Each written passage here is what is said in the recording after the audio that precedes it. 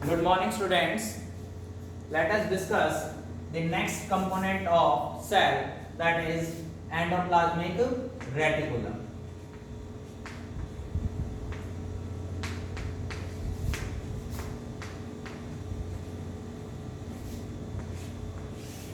तो आज की वीडियो में हम डिस्कस करेंगे सेल का एक और कंपोनेंट्स जिसका नाम है एंडोप्लाज्मिक रेटिकुलम। तो एंडो का मतलब बेटा होता है इनर, प्लाज्मिक का मतलब हो गया साइटोप्लाज्म जो सेल का साइटोप्लाज्म होता है, और रेटिकुलम का मतलब हो गया नेटवर्क। रेटिकुलम का मतलब क्या हो गया बेटा? नेटवर्क। तो एंडोप्लाज्मिक रेटिकुलम जो है वो एक नेटवर्क है किसके अंदर? सेल के साइटोप्लाज्म में। तो उसे हम क्या कहेंगे? Endoplasmic reticulum. तो एंडोप्लाज्मिक रेटिकुलम जो है वो सेल का फॉर्म स्ट्रक्चर कहलाता है। क्या कहलाएगा? अभी वो एक तरह का form structure of a cell. और जो एंडोप्लाज्मिक रेटिकुलम है उसकी डिस्कवरी किसने की थी, या टर्म किसने कोनाइट की, ऑब्जर्व किसने किया? फर्स्ट ऑफ ऑल तो हिस्टोरिकल अगर हम बैकग्राउंड्स की बात करें तो एंडोप्लाज्मिक रेटिकुलम जो है फर्स्ट ऑब्जर्व किया गया था। It is observed bye Garnier. किसने ऑब्जर्व किया था भाई? ये गार्नियर अपने साइंटिस्ट थे जिन्होंने फर्स्ट ऑफ ऑल इसको ऑब्जर्व किया था, देखा था। लेकिन जो ट्रम और उसका अल्ट्रा स्ट्रक्चर जो दिया, ट्रम एंडोप्लाज्मिक रेटिकुलम या ER and ultra structure of endoplasmic reticulum was given by scientist name as Porter. ये साइंटिस्ट थे पोर्टर जिन्होंने उसके अल्ट्रा स्ट्रक्चर्स को और उसके ट्रम के भाई उसका नाम जो दिया गया एंडोप्लाज्मिक रेटिकुलम वो दिया था पोर्टर ने। लेकिन फर्स्ट ऑफ ऑल किसने ऑब्जर्व किया था भाई? वो गार्नियर हमारे साइंटिस्ट थे जिन्होंने फर्स्ट ऑफ ऑल ऑब्जर्व किया था उसको कि भाई सेल के साइटोप्लाज्म के अंदर एक फॉर्म स्ट्रक्चर जैसी कोई ऑर्गेनिज्म है जिसको उन्होंने नाम नहीं दे पाए, सिर्फ उन्होंने ऑब्जर्व किया था, देखा था कि भाई ऐसा कुछ स्ट्रक्चर होता है। लेकिन उसका जो नाम दिया गया, ट्रम जो कोनाइट की गई, उसका अल्ट्रा स्ट्रक्चर जो था वो किसने दिया? पोर्टर ने। तो ये हिस्टोरिकल बैकग्राउंड था अबाउट एंडोप्लाज्मिक रेटिकुलम का। तो जो रेटिकुलम्स को आइडेंटिफाई करने वाले साइंटिस्ट थे वो थे अपने पोर्टर। इनके अलावा दो और साइंटिस्ट थे, फुलर और क्लार्डे। उन्होंने भी इनको उनके साथ मिलके इनको ये अल्ट्रा स्ट्रक्चर को स्टडी किया। लेकिन मेन साइंटिस्ट कौन थे? पोर्टर। वो उनके कलीग्स थे जो उनके साथ मिलके काम कर रहे थे, इसलिए हम नाम किसका देते हैं? पोर्टर का देते हैं। अब देखो कि भाई एंडोप्लाज्मिक रेटिकुलम जो है वो कहां पे प्रेजेंट रहता है, किन सेल में पाया जाता है, किन सेल में वो नहीं होता, किसमें प्रेजेंट है, किसमें एब्सेंट है। तो हम लोकेशन या प्रेजेंस की बात करें एंडोप्लाज्मिक रेटिकुलम की, तो मेनली जितनी भी अपनी यूकैरियोटिक सेल्स होती हैं, और eukaryotic cell the endoplasmic reticulum are present, endoplasmic reticulum are found. सभी एंडोप्लाज्मिक यूकैरियोटिक सेल्स के अंदर एंडोप्लाज्मिक रेटिकुलम प्रेजेंट होते हैं। लेकिन इसमें भी कुछ एक्सेप्शन है जो कि एमपीएससी पॉइंट ऑफ व्यू से काफी इंपॉर्टेंट है कि ऐसी कौन सी यूकैरियोटिक सेल्स हैं जिनके अंदर एंडोप्लाज्मिक रेटिकुलम एब्सेंट होता है। तो कौन सी है भाई? वो कुछ एक ऐसी सेल्स होती हैं जो यूकैरियोटिक हैं लेकिन उनके अंदर एंडोप्लाज्मिक रेटिकुलम एब्सेंट होता है। जैसे फॉर एग्जांपल कौन कौन सी सेल्स है भाई? वो फर्स्ट दी जर्मिनल सेल, जर्मिनल सेल, ठीक है। जर्मिनल सेल्स कौन सी होती हैं? लाइक स्पर्म एंड ओवम, जो हमारे जेनेटिक कैरेक्टर्स को एक जनरेशन से दूसरी जनरेशन में ट्रांसफर करती हैं, and they are also take part in sexual reproduction. तो स्पर्म एंड ओवम ये हमारी ह्यूमन और एनिमल्स के अंदर जर्मिनल सेल्स होती हैं। तो इनके अंदर जो एंडोप्लाज्मिक रेटिकुलम होता है वो एब्सेंट होता है, यहां पे एब्सेंट रहेंगे, और ये यूकैरियोटिक सेल्स होती हैं। इसके अलावा जो अपनी मैच्योर मेमेलियन आरबीसी है, मैच्योर मेमेलियन आरबीसी, उनके अंदर रेड ब्लड सेल्स जब मैच्योर हो जाती हैं तो उनके अंदर भी एंडोप्लाज्मिक रेटिकुलम क्या होता है, अब्सेंट होता है। तो ये दो ऐसे अपने यूकैरियोटिक सेल्स हैं जिनके अंदर एंडोप्लाज्मिक रेटिकुलम नहीं पाया जाता। इसके अलावा एंडोप्लाज्मिक रेटिकुलम अब्सेंट होता है किनके अंदर, प्रोकैरियोटिक सेल के अंदर। अगर हम अनदर सेल्स की बात करें तो that is prokaryotic cell in which endoplasmic reticulum are absent.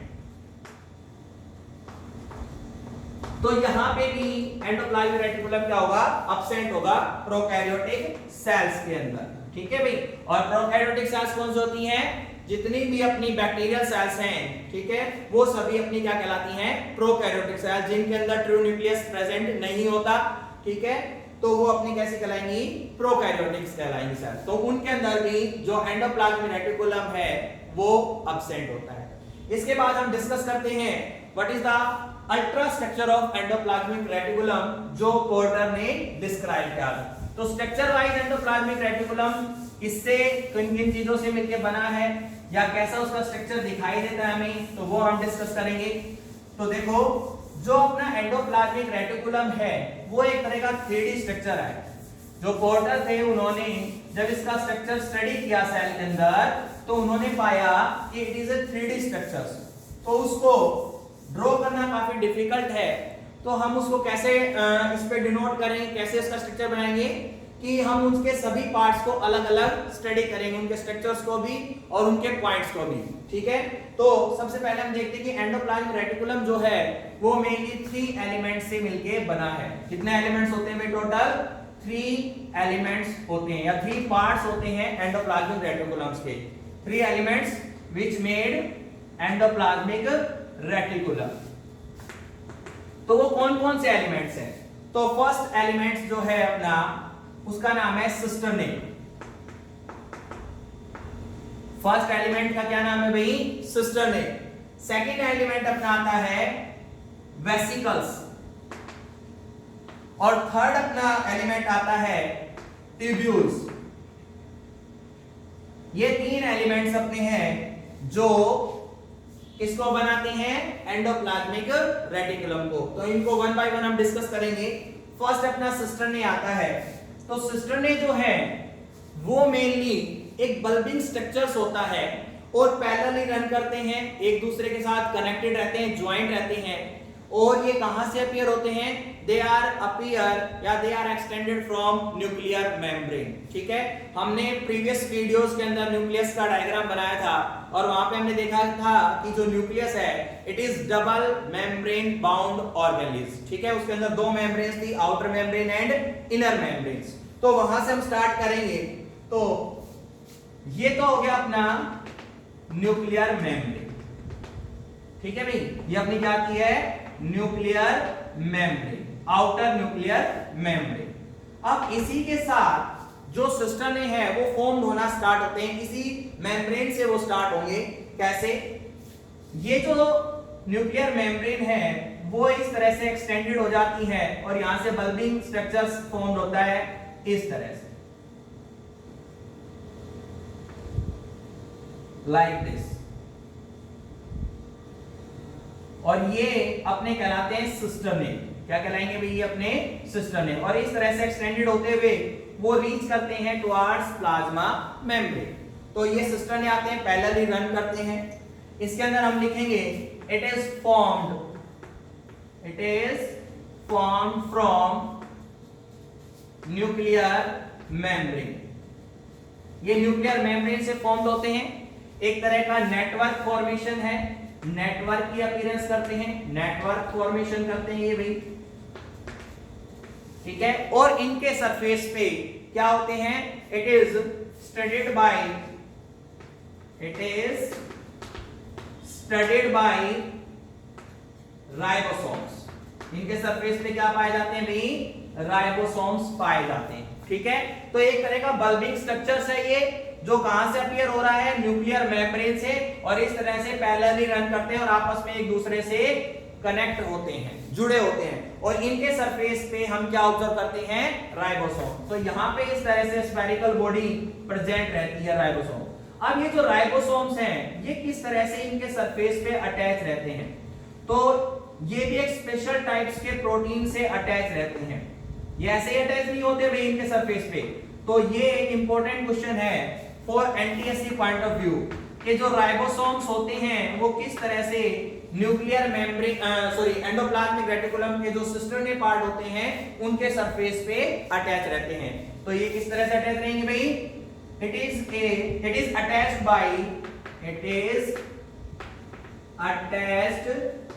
by a special protein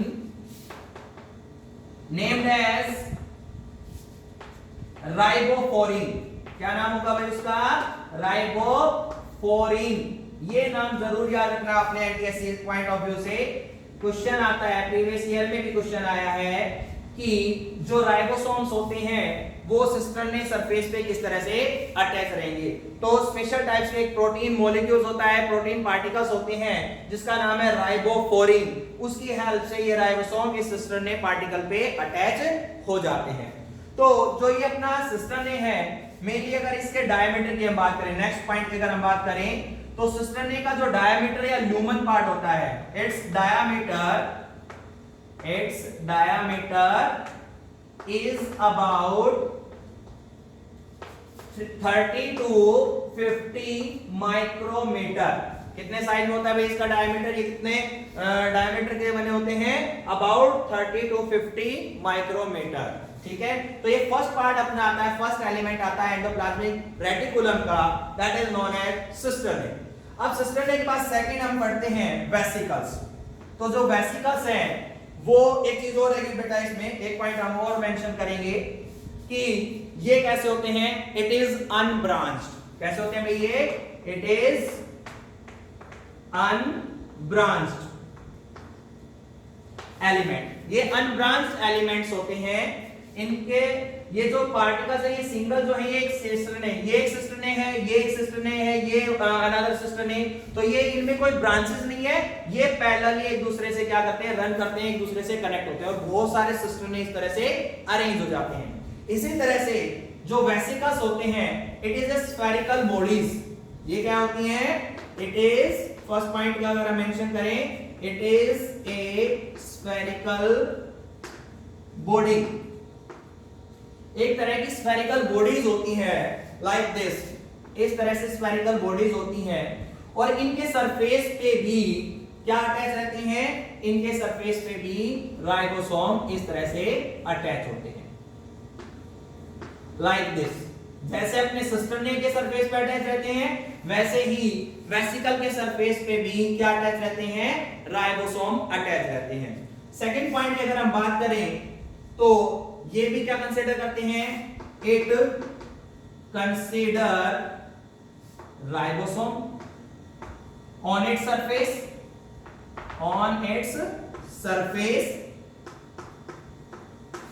third point की हम बात करें तो थर्ड पॉइंट हम क्या कहेंगे कि जो वेसिकल्स होते हैं दे आर आल्सो अनब्रांच्ड। ये भी कैसे होते हैं, इट इज अनब्रांच्ड पार्टिकल्स या एलिमेंट्स हम कह सकते हैं। ठीक है, नेक्स्ट पॉइंट की अगर हम बात करें, इनका जो डायमीटर होता है वो सबसे ज्यादा होता है। तीनों पार्ट से हम बात करें सिस्टर्नी, वेसिकल या ट्यूब्यूल में से सबसे ज्यादा जो डायमीटर या ल्यूमन पार्ट इसका होता है वो होता है अपना वेसिकल का। तो इट्स डायमीटर इज अबाउट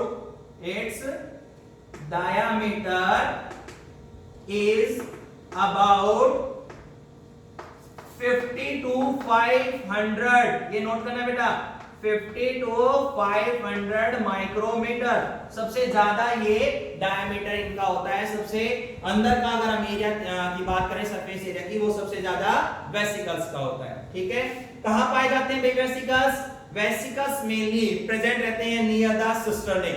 जो सिस्टर्नी अपना ये पार्ट है तो इसी के नियर बाय यहाँ पे इस तरह से ये अपने पाए जाते हैं। इनके बीच में भी हो सकते हैं, इनके इनर सरफेस पे भी हो सकते हैं और आउटर साइड पे भी। तो यहाँ पे इस तरह से स्फेरिकल बॉडीज पाई जाती हैं, इन्हें हम क्या कहते हैं, वेसिकल। तो it is present near, it is present near सिस्टरनेट।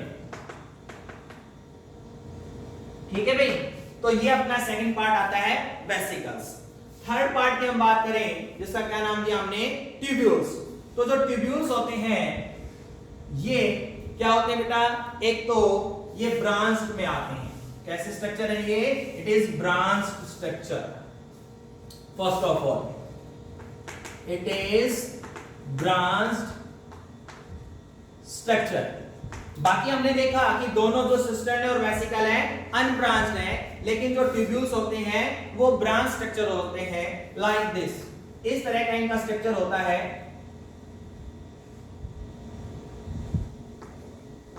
इस तरह से ये हाईली ब्रांच्ड मॉलिक्यूल होते हैं।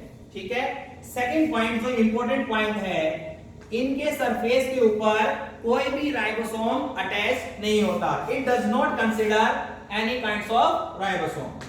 It does not contain ribosome on its surface.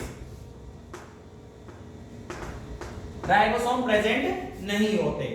Third point की हम बात करें, it is present near by plasma membrane. जो सिस्टर्ने है और वेसिकल्स है ये मेनली एक साथ ही पाए जाते हैं और कहां पे रहेंगे, near by the nuclear membrane. ये किसके नजदीक होते हैं, ये हमारी न्यूक्लियस की जो मेम्ब्रेन होती है उसके पास पाए जाते हैं। लेकिन जो इनका ट्यूबुलर पार्ट होता है, थर्ड एलिमेंट एंडोप्लाज्मिक रेटिकुलम का, they are away from nuclear membrane. और वो किसके नजदीक होता है, it is present near by plasma membrane. ये प्लाज्मा मेम्ब्रेन के पास होते हैं। ठीक है, लास्ट पॉइंट की अगर हम बात करें, फोर्थ पॉइंट की हम बात करें, तो इनका जो डायमीटर होता है वो अबाउट होता है 50 to 100 micrometer. Its diameter is about 50 to 100 micrometer. तो साइज वाइज अगर हम देखें, डायमीटर तीनों का कंपेयर करें तो सिस्टर ने सबसे कम डायमीटर्स में होते हैं 30 to 50 माइक्रोमीटर्स। इससे कम होंगे अपने ट्यूब्यूल्स 50 to 100 माइक्रोमीटर्स।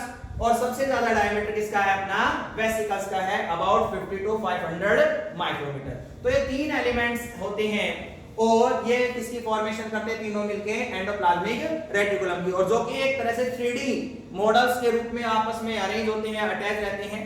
तो जैसे हमने वेसिकल्स दिखाए, इसी तरह से इनसे अवे हो जाते हैं अपने, इस तरह से ये अपना जो पोर्शन आएगा ये अपने इस तरह से अरेंज होते हैं।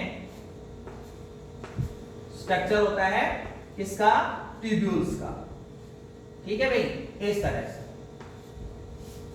और ये अपनी क्या आ गई, प्लाज्मा मेम्ब्रेन। तो जो ट्यूबुलर पार्ट है वो कहां पे रहता है भाई, नियर बाई प्लाज्मा मेम्ब्रेन। ये हमारी प्लाज्मा मेम्ब्रेन है, it is tubules.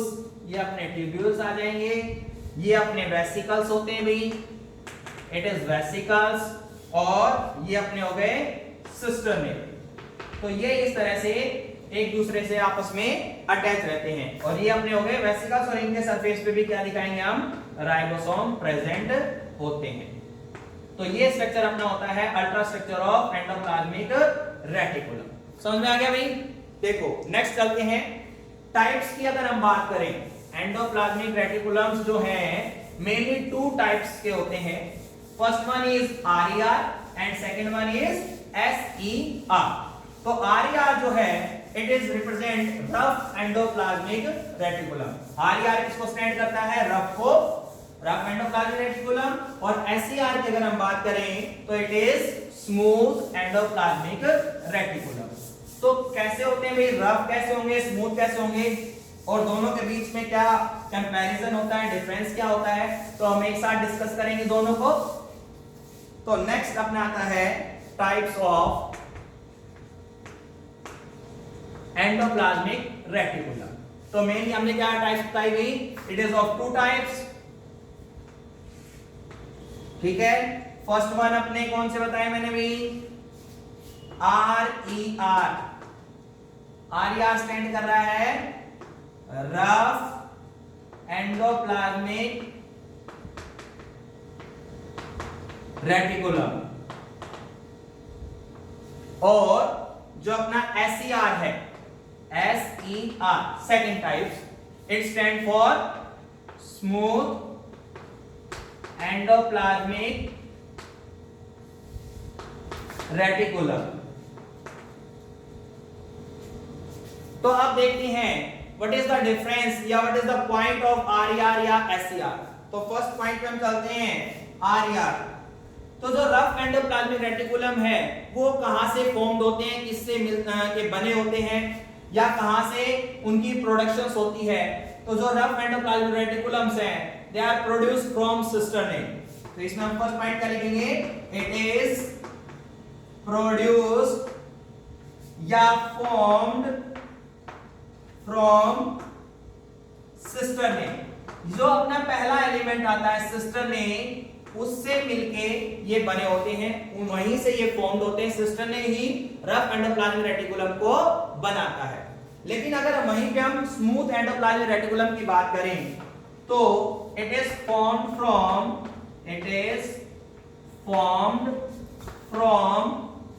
Tubular part. ये ट्यूब्यूल्स से मिलके बने होते हैं, फॉर्म्ड फ्रॉम ट्यूब्यूल्स। ठीक है, तो ये थर्ड एलिमेंट जो अपना आता है ट्यूब्यूल्स, उससे मिलके बने होते हैं। और जो RER है it is made up of cisternae. Second point की अगर हम बात करें तो जो रफ एंडोप्लाज्मिक रेटिकुलम होता है उनके सरफेस पे क्या अटैच होते हैं भाई, राइबोसोम। जैसे कि हमने पहले स्ट्रक्चर में डिस्क्राइब किया था, its surface guarded by ribosome. इनके सरफेस के ऊपर क्या प्रेजेंट होते हैं, ribosome. But it not contain ribosome in SER। जो SER का सरफेस है वो किसी भी तरह के राइबोसोम्स को अटैच नहीं करता, बिकॉज इसके अंदर जो ट्यूब्यूल पार्ट भी हमने बनाया, वेसिकल्स के अंदर भी हमने राइबोसोम दिखाए, सिस्टर्ने पार्ट्स के ऊपर भी राइबोसोम्स हमने बताए। लेकिन जो ट्यूबुलर पार्ट था, जो कि ब्रांच पार्ट था, वहां पे राइबोसोम अटैच नहीं थे, क्योंकि उनका सरफेस स्मूथ होता है और वहां पे राइबोफ्लोरिन नाम का प्रोटीन जो पार्टिकल्स है वो सिंथेसाइज नहीं होते, इसलिए वहां पे राइबोसोम अटैच नहीं होते। तो हम लिखेंगे SER does not contain ribosome. SER does not contain ribosome. ठीक है भाई, सेकंड पॉइंट आ गया अपना। थर्ड पॉइंट की अगर मैं बात करूं तो थर्ड पॉइंट क्या आएगा भाई, कि जो RER है वो कहां पे पाए जाते हैं, इनकी लोकेशंस क्या है। अगर हम साइटोप्लाज्म के अंदर देखें तो जो RER है they are present near the nucleus membrane. जो न्यूक्लियर मेम्ब्रेन होती है उसके नजदीक RER होते हैं, क्योंकि सिस्टर्ने कहां पाए जाते हैं, न्यूक्लियस के मेम्ब्रेन के पास होते हैं। तो RER किससे मिलकर बने, सिस्टर्ने से। तो ये भी कहां पे प्रेजेंट रहेंगे, नियर द न्यूक्लियर मेम्ब्रेन। तो इट इज प्रेजेंट या found, it is found near the nuclear membrane. ये न्यूक्लियर मेम्ब्रेन के नजदीक होते हैं, पास होते हैं। लेकिन जो ट्यूबुलर पार्ट होते हैं वह away from the nuclear membrane या near by the plasma membrane. तो थर्ड पॉइंट अगर हम इसमें बात करें SER, it is found near the plasma membrane. PM का मतलब क्या है यहाँ पे बेटा, प्लाज्मा मेम्ब्रेन। ठीक है, तो थर्ड डिफरेंस आ गया। फोर्थ डिफरेंस की अगर हम बात करें, फोर्थ पॉइंट की हम बात करें, ऊपर लिख रहा हूं मैं बेटा, फोर्थ पॉइंट RER का। तो यहां पे देखो राइबोसोम अटैच होते हैं, इनके सरफेस पे राइबोसोम पाए जाते हैं। इसका मतलब क्या हुआ, राइबोसोम्स को हम कहते हैं protein factory of a cell. ठीक है, तो इसका मतलब जो RER है इट सिंथेसाइज प्रोटीन। ये प्रोटीन को सिंथेसाइज करेंगे भाई, ये प्रोटीन को फॉर्म्ड करते हैं। कौन से, rough endoplasmic reticulum, because it is found या it is present ribosome on its surface. लेकिन जो SER है वहां पे राइबोसोम अटैच नहीं है, लेकिन ये फिर भी किसकी सिंथेसिस करेंगे भाई, इट सिंथेसाइज लिपिड्स मॉलिक्यूल। तो प्रोटीन तो कर नहीं सकते, तो ये क्या सिंथेसाइज करेंगे? इट सिंथेसाइज लिपिड्स, ये लिपिड्स को सिंथेसाइज करते हैं। ठीक है भाई, तो ये मेनली इनके पॉइंट्स हैं। सिंगल भी आप पढ़ सकते हो। और what is the difference between RER and SER, कि क्या डिफरेंस होता है रफ एंडोप्लाज्मिक रेटिकुलम में और स्मूथ एंडोप्लाज्मिक रेटिकुलम के अंदर। तो अब लास्ट टॉपिक अपना इसमें आता है, what is the functions of endoplasmic reticulum. भाई क्या फंक्शन होगा एंडोप्लाज्मिक रेटिकुलम का, या एक सेल के अंदर एंडोप्लाज्मिक रेटिकुलम किस तरह से वर्क करता है, क्या वो किस फंक्शंस में हेल्प करता है, तो वो हम देखेंगे भाई। तो फर्स्ट ऑफ ऑल पहला फंक्शन जो अपना एंडोप्लाज्मिक रेटिकुलम का आता है वो होता है कि भाई हमने इसका स्टार्टिंग में बताया था कि एंडो का मतलब इनर, प्लाज्मिक का मतलब साइटोप्लाज्म और रेटिकुलम का मतलब नेटवर्क। तो ये सेल के अंदर क्या काम कर रहा है, एक फॉर्म साइटोस्केलेटन को बनाने में हेल्प करता है। तो जितने भी अदर सेल ऑर्गेनीज हैं या सेल का जो साइटोस्केलेटन पार्ट होता है वो किससे मिलके बना है, एंडोप्लाज्मिक रेटिकुलम से। तो it synthesize form structure of a cell. ठीक है भाई, सेल के अंदर जो फॉर्म स्ट्रक्चर है उसको ये सिंथेसाइज करता है एंडोप्लाज्मिक रेटिकुलम। सेकंड, जैसे हमने फंक्शंस भी देखे आरईआर का और एसईआर का, कि भी आरईआर प्रोटीन को सिंथेसाइज कर रहा है, एसईआर लिपिड को सिंथेसाइज कर रहा है। तो हम लिख देंगे इट सिंथेसाइज या it synthesis both proteins as well as lipids. ये प्रोटीन और लिपिड्स को सिंथेसाइज करने में हेल्प करता है। थर्ड फंक्शंस की हम बात करें तो जो एंडोप्लाज्मिक रेटिकुलम होता है वो सेल प्लेट फॉर्मेशन में हेल्प करता है। जब सेल डिवीजन होता है सेल के अंदर और नई सेल वॉल की फॉर्मेशन होती है, प्लाज्मा मेम्ब्रेन बनती है, तो सेल प्लेट्स जो सबसे पहले बनाता है वो कौन बनाएगा भाई सेल के अंदर, एंडोप्लाज्मिक रेटिकुलम। तो सेल प्लेट फॉर्मेशन में टेक पार्ट करता है। ठीक है भाई, सेल प्लेट फॉर्मेशन कराता है। फोर्थ फंक्शन की हम बात करें तो मेनली जैसे मसल सेल की हम बात करें तो मसल सेल जो अपनी होती हैं उनके अंदर जो एंडोप्लाज्मिक रेटिकुलम होता है उसका नाम होता है, ये इंपॉर्टेंट है, याद रखना है एनटीएससी पॉइंट ऑफ व्यू से। मसल सेल के अंदर जो एंडोप्लाज्मिक रेटिकुलम होता है उसका नाम हम कहते हैं सार्कोप्लाज्मिक रेटिकुलम। क्या कहते हैं उसको भाई, वहां पे हम सार्कोप्लाज्मिक रेटिकुलम। और वो क्या फंक्शन प्ले करता है, इट ट्रांसफर्स द इंपल्स या it transfer the information from one muscle cells to another muscle cell. ठीक है, तो वो क्या कर रहा है, ट्रांसफर ऑफ इंपल्स, जो कि एक तरह के क्या होते हैं, जो कि सिग्नल्स होते हैं। ठीक है, इट ट्रांसफर्स ऑफ इंपल्स या ब्रैकेट में मैं लिख देता हूं signal from cell to cell. ये एक मसल सेल से दूसरी मसल सेल्स में जो इंफॉर्मेशन ट्रांसफर होती है, जिससे मसल्स काम करती है, वर्क करती है, वो अपना सार्कोप्लाज्मिक रेटिकुलम के थ्रू ही जो इंफॉर्मेशन है वो एक मसल सेल से दूसरी मसल सेल्स में ट्रांसफर होती है। फिफ्थ फंक्शंस की अगर हम बात करें तो एंडोप्लाज्मिक जो रेटिकुलम होता है it carry information from nucleus to other cell organism. तो it also transport the information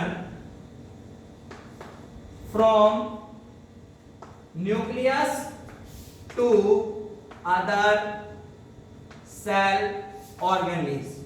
बाकी जितनी भी सेल ऑर्गेनीज बच गई, जैसे फॉर एग्जांपल साइटोप्लाज्म है, अपना गोल्गी बॉडी है, ठीक है, या क्लोरोप्लास्ट होता है प्लांट सेल के अंदर, राइबोसोम है, लाइसोसोम्स हैं, ठीक है, तो वो सभी के अंदर जो न्यूक्लियस से या माइटोकॉन्ड्रिया जो power house of the cell भी कहते हैं, तो वहां पे जो इंफॉर्मेशन आपस में एक दूसरे के एक्सचेंज करने का काम है वो भी कौन कराता है? अपना एंडोप्लाज्मिक रेटिकुलम्स। ठीक है भाई, तो ये फंक्शंस आते हैं अपने एंडोप्लाज्मिक रेटिकुलम्स पे। तो यहाँ पे अपना जो कंपोनेंट्स था एंडोप्लाज्मिक रेटिकुलम वो कंप्लीट हो गया है। आपने उसके फंक्शंस पढ़ने हैं, टाइप पढ़नी है, अल्ट्रा स्ट्रक्चर्स को आपने स्टडी करना है और उसका historical backgrounds. Thank you very much बेटा, बाय।